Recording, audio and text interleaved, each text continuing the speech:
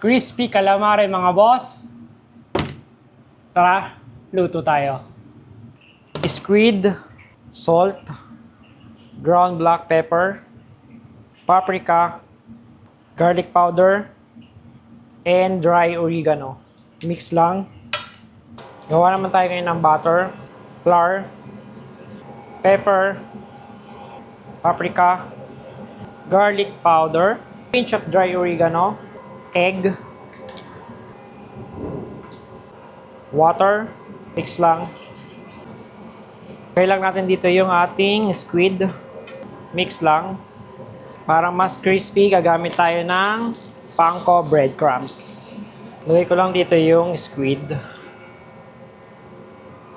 Yan, lagyan lang natin ng breadcrumbs. Kapag ganito, okay na to, fry lang natin.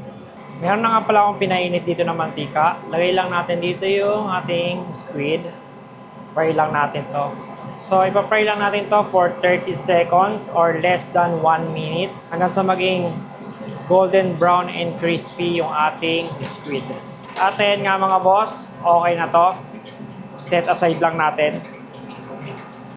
Gawa naman tayo ngayon ng sausawan, onion, garlic, red chili,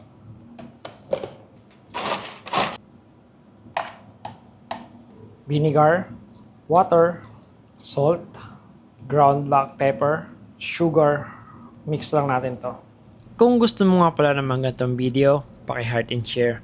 Paki-comment mo na nga rin pala kung taga saan ka at kung ano yung barko mo para naman mabati kita. Kung meron ka palang request, paki-comment mo na rin. Crispy calamari mga boss. So yun lang. Bon appetit! ¿Por qué?